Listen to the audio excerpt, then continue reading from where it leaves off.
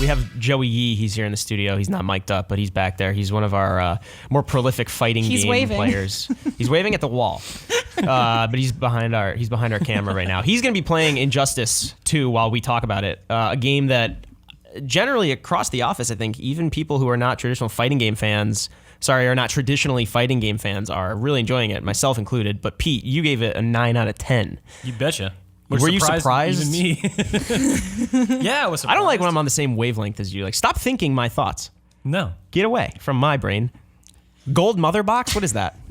Your gold mother has given you a box. Would like for you to open it. All right, so Joey's what are you gonna jump into the multiverse? All right, Pete, Multiverse. Yeah. What is this? So Multiverse is a place where events are randomly generated, and an event can include a series of fights, and then there are rewards that are pitched to you. The characters you fight can come in various different levels, and wear different gear. Yeah, see, Joey's upset because he got some bad modifiers. So characters have different levels and can wear gear to upgrade their stats, but modifiers are the thing that make these fights super interesting beyond difficulty, because they change things like environmental effects, physics, rules, controls even. They can be really annoying, or they can be super beneficial. But in sort of having this variety that's regenerated on a hourly, daily, or weekly basis is kind of interesting, and it's a great way to earn rewards in the form of experience points and gear.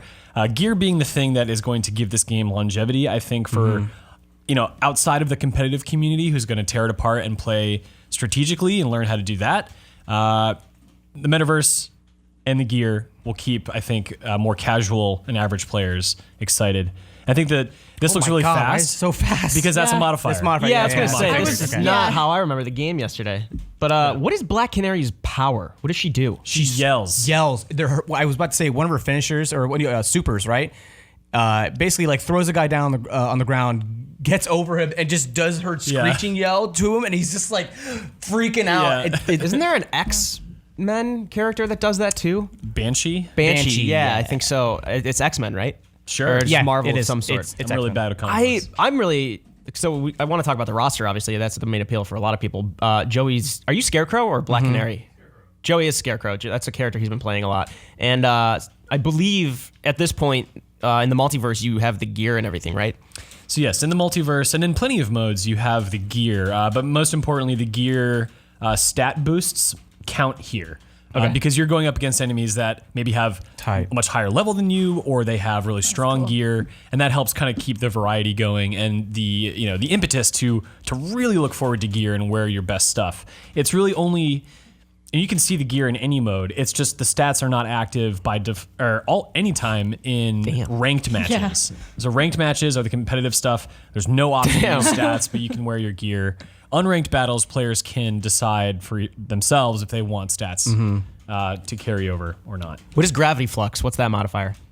That might make jumping a little bit different. I mean, I haven't seen all the modifiers. Do you drop faster, like more gravity? You might drop faster. You might jump higher. You might cover more ground. I'm not sure. Good fight, Joey. Yeah, nice Well work. done, Joey.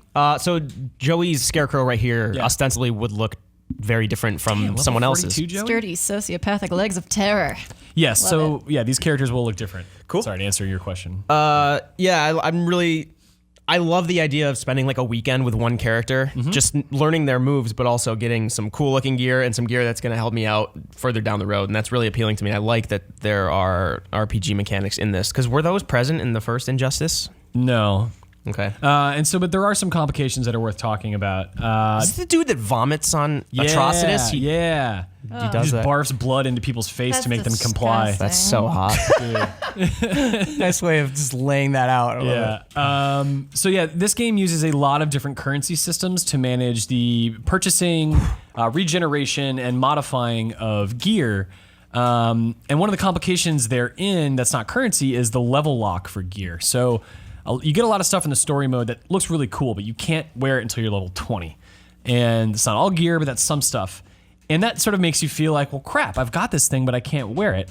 So the thing that you use where you can either level up a character automatically or change the appearance of one type of gear to that of another. Gosh, is that a cat?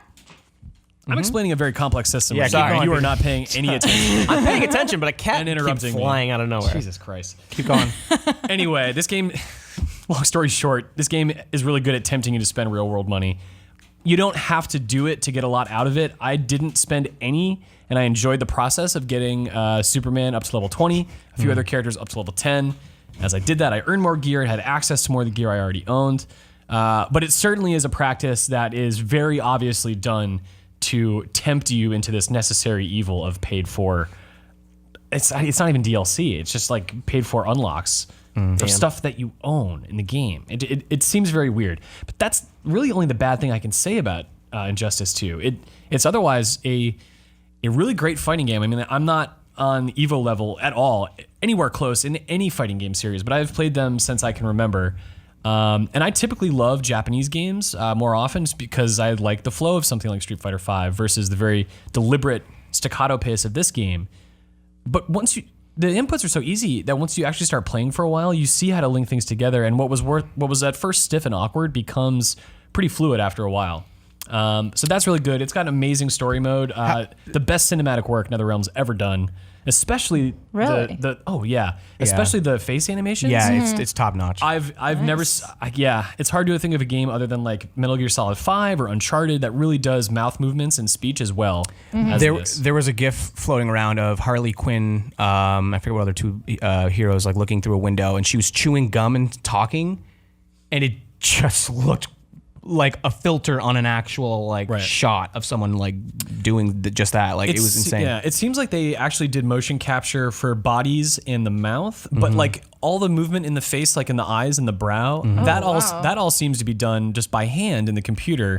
I don't know for certain, but if so, that's a really interesting creative approach, because I think the mouth is often the most awkward thing. Right. But to also be super expressive in a comic book universe, that's going to be your brow, right? That's going to be things like that.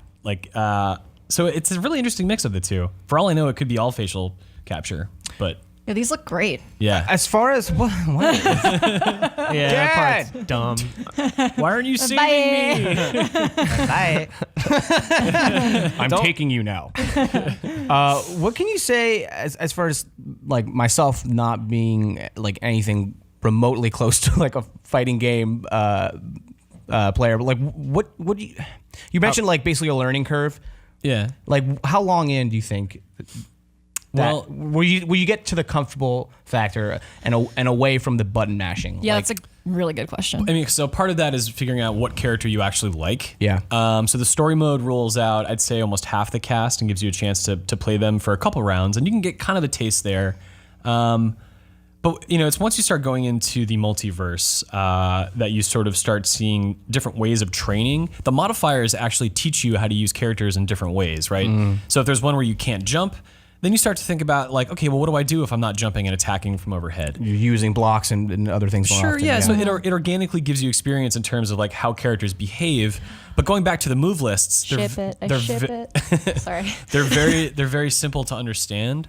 So once you start to memorize those moves and you get comfortable performing them, one move at a time, you then start to just feel that innate confidence that comes from just pulling off something and going to the next move right away.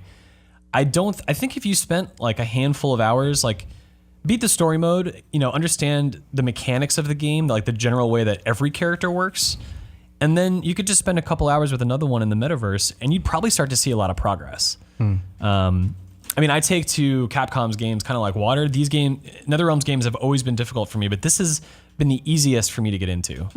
Awesome. For sure. It seems really accessible, but you said it was like, even if from whether you're a hardcore fighting fan or someone like me who I'm getting into it it's introducing me to a ton of DC that I was not familiar with. Dude, yeah, I give a fuck about DC comics, but that here was, I am. And that I'm was my liking next this. question, because Yeah. I am neither a fighting game person or a DC person. Like the only thing I really care about is Batman. Yeah. But I'm really intrigued, especially with the quality of the cinematic work. Like I might actually kind of get into these characters a little bit more. It's and is it a good introduction to the characters if you aren't? It is a good introduction to a twisted version of most of these characters. Let me explain the premise of the story. They're girlfriends. The premise of the story is that in the last game, Superman was tricked into killing Lois Lane, setting off a nuclear bomb in Metropolis. Subsequently, he is just pissed at the world. He is done being Mr. Nice Guy. He wants to murder every criminal. He wants to kill them, wipe them off the face of the earth. Batman is like, whoa, dude, I don't kill. I don't think we should kill. And Superman's basically just like, well, screw you, homie. And like, so the rest of the game, there's a threat that appears. Some guy's trying to, absorb the earth, take all its knowledge, blah, blah, blah, blah. But this sort of conflict between Batman and Superman is really interesting. So to watch Superman be so hell-bent on murdering anyone who might be a criminal and becoming this like totalitarian leader, that's super interesting, regardless if you care about DC Comics and like the intricacies that have been around for a while. Because we all have an idea of Superman, right? Right. Yeah, clean cut, Clark Kent, nice guy, whatever. No, he just wants to kill people, whether they've done a crime or not. That's awesome. Nice. I mean, and say what you will about the last movies, like it's tough to represent Superman. He's kind of like an old, archaic comic book hero. So. And he still has that that friendly confidence when he talks about killing people. It's like, Jesus. That's actually kind of cool because Superman always like ends up boring me. But, right. Yeah. But like that's exactly. I didn't think I would care. I really enjoyed it. Yeah, it's what intrigues me too is I don't want to say it's immersive, but it really works, right? Like you would just imagine like a comic book, and what if these superheroes were matched with each other, and that is so well represented with the cinematics and those like super moves. It's got this level of like epicness, I guess, that is really engaging. Part of that's due to NetherRealm's hand here, because there are some, like if you look at the plot points that bring some of these characters together in the story mode, like outside of Batman and Superman, it's kind of just like, yeah, I see you guys are, this is an excuse for you to bring these characters together. The story reason doesn't make much sense, but it's all elevated by NetherRealm's ability to sort of like, stir up drama and like darkness and kind of like, conflict and stuff. So NetherRealm deserves a lot of credit for what they've done here with DC's properties. Absolutely. Yeah, and the maps I think are really well done in their execution of like there was like the training mode, which is basically all I've gotten into so far. It has like Batman and Superman out in the street. I just love the cinematic value of just like a spotlight comes on from a helicopter looking at you, and it's just like this kind of feels like.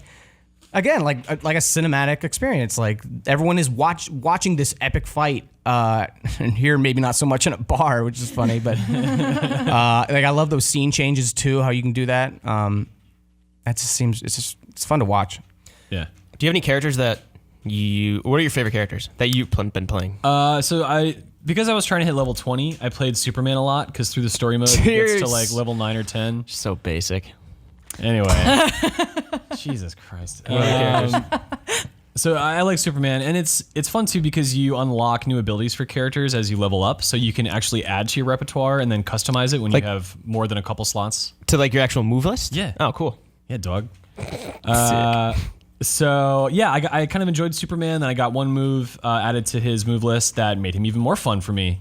But I've also been playing as Robin, who in this case is Batman's son, Damian Wayne. Got a fucking sword too, right? He's got like a katana, and he's really interesting because his moves have a lot of variations to them. So one move you can control it to either go a standard distance, short distance, or long distance, and your enemy might not notice it when you pull it off until you're like in that animation already and they're under attack. Likewise, every character has a character trait. With the press of the circle button, they can get like a buff, or they can call in like an assist character. His is he throws a batarang into the ground. Depending on what other button he presses while hitting circle, he can either teleport to that batarang, the batarang can attack someone else, or it can explode as like a smoke screen. Oh, whoa. Yeah, so he is really fun because he's one of those characters that is deceptive. Right. And that's kind of what I like to do. I'd liken him to maybe something like El Fuerte from Street Fighter 4, if you've ever played that character, in that he's like a little bit unpredictable. They move very differently, but the nature of how they fight, it's kind of along those lines. Robin looks like someone I would like. I was telling you I'm not good at fighting games, so I need someone with reach. So I don't have to worry about my positioning as much. It looks like Scarecrow might be pretty good with that. Scarecrow is good. His hook and chain, pretty easy to get like moves that'll give you space. Superman though has very easy projectiles that you can throw across the screen. Mm-hmm. Of course, there are characters such as Scarecrow who can teleport by going underground and appearing somewhere else. And so there's ways to get around that. There's 28 characters here. Darkseid costs money at launch. which some people are upset about. Other people are upset that I think there's like 6 characters that are announced for DLC so far. And kind of like 9 and kind of like Mortal Kombat X, there's going to be a version of this game that has all the characters. But as we've seen with campaigns like that of Skullgirls, one character in a fighting game can cost a couple $100,000 to produce. Yeah. So with 28 here and a huge variety among that cast, to me, I don't think it's that bad that they have these characters coming down the road. There's so much to see already, and this game just has so many modes. I think whether you're like a hardcore, competitive player or a novice, to just like, keep yourself going. Right. Yes, the gear system currency stuff is shit, but outside of that, I'd say this is a very robust fighting game, and perhaps one of the most robust since a game like. There's a lot of weird fighting games out there with adventure modes. I'll just leave it at that. Yeah, I mean, you said Taunt was awesome. You said in a lot of ways this feels like what NetherRealm has been working toward with their games, even like with Mortal Kombat X. Absolutely. I mean, the roots in Mortal Kombat are very evident in this and in the first Injustice. But they've gotten rid of things like QuickTime events and cinematics, right? Like I think that's the thing that people complain about. They persisted with for a while. To not see them here is like they must have listened, because clearly they thought that was a good idea and their audience told them otherwise. There's just so much to it. Like even the multiverse in Mortal Kombat, that was the Living Tower, but there was also this like weird like thing where you were exploring graveyards in Mortal Kombat X and like a first person mode and like getting into it was just strange. This is sort of like you could see how they've taken those pieces, looked at them critically and found out, okay, how do we put these together so it's not this convoluted, weird way of giving people more to do? Yeah. How does it make sense in the context of this world and in what people actually want from the game?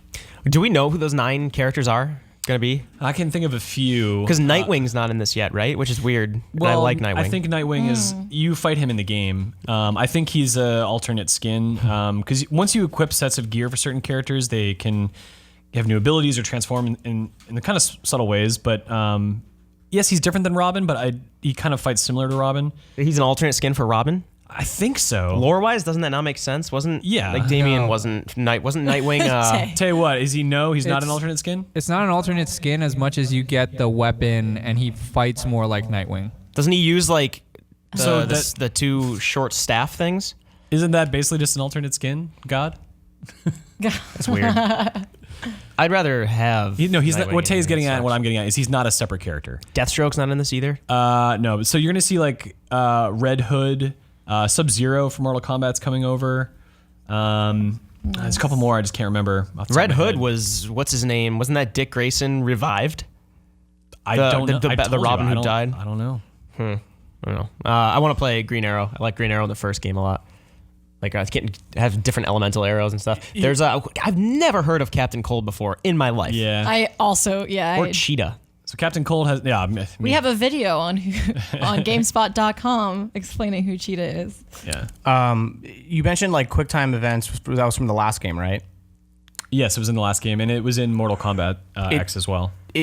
Is it taking form into that clash system that I keep seeing pop up? No, when I said QuickTime events, I meant like during cutscenes in the story mode. Those wagers were in the first game too. Okay, sorry. Those wagers are, you can initiate them and then you bank your, what do you want to call it? Your meter. Yeah. You bank your meter, meaning so you wager. You wager it, right? So essentially, you each have like, let's say 4 meters, right? Yeah.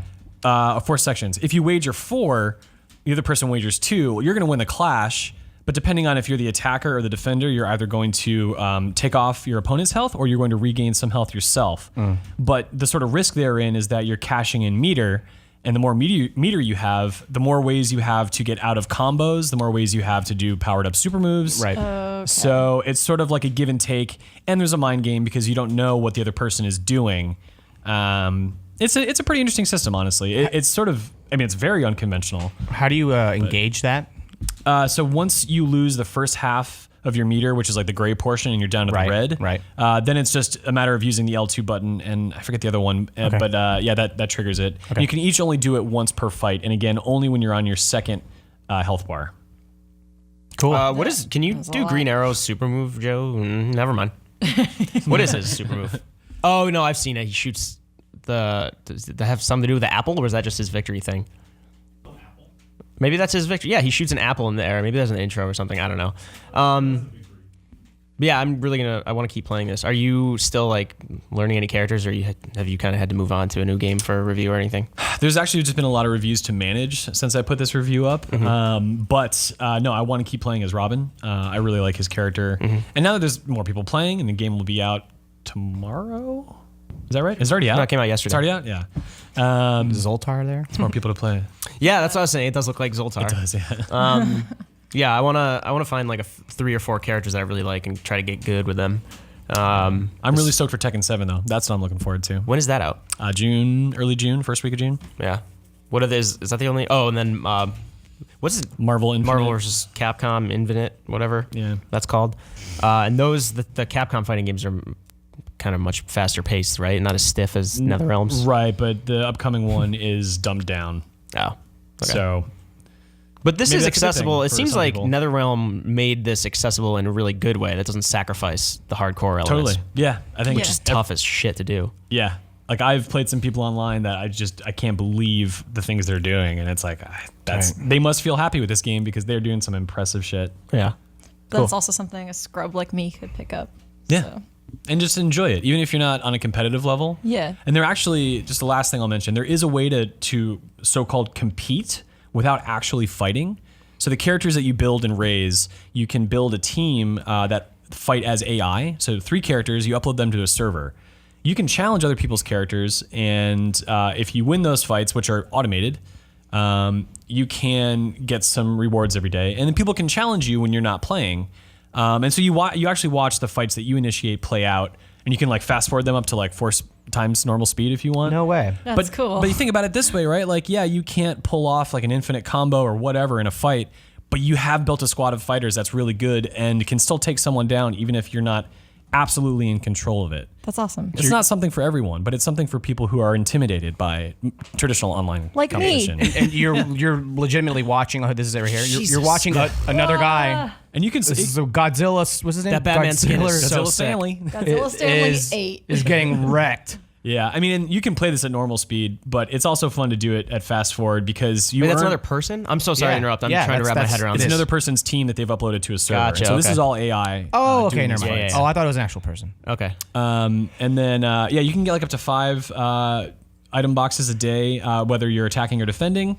But you also do earn experience for these fights. So, like when I was doing my review and I needed to level up Superman, when I learned that, I was like, well, shoot, I can go make dinner and level up Superman by like every 30 seconds looking at my PS4 and like hitting X a couple times. Yeah. You don't get a lot of experience. It's not like you can really like fudge it, but it's enough to make incremental differences, especially when you're at a lower level. It's like a kind of a, what do you want to say, like a JRPG that you can automate stuff like that, battles. I was about to say it sounds like the Gambits in Final Fantasy 12. You don't have much control over how they fight. Okay. That's the primary difference there. So it's just like you've built up this character, you've leveled up this character, and you kind of send them off to do work for you while you're not playing. Yes. The one thing that's a little inconvenient with this is that they will retain the levels that you've given them, I believe, automatically, but if you equip items to characters outside of the AI battles and you go into the AI battle, you have to reconstruct your team's loadout because it's all saved on a server. It doesn't transfer automatically.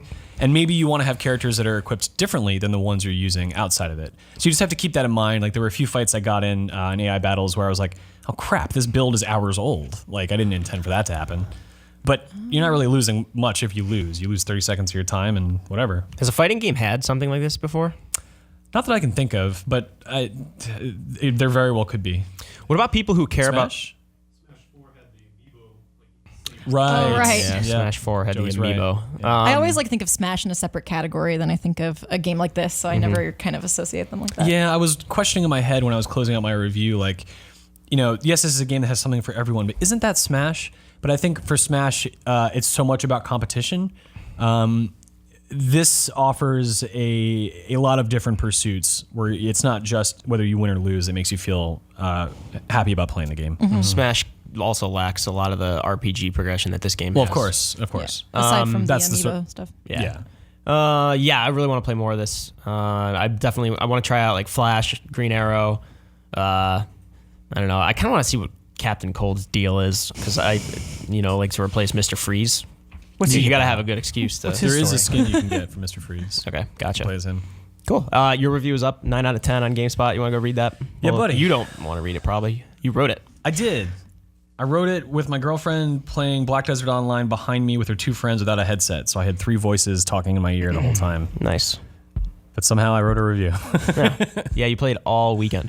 I've been playing since Wednesday or Thursday, and this weekend if I wasn't writing, I was playing. Cool. So you can go check that out. If you're watching right now, you can go read that on GameSpot.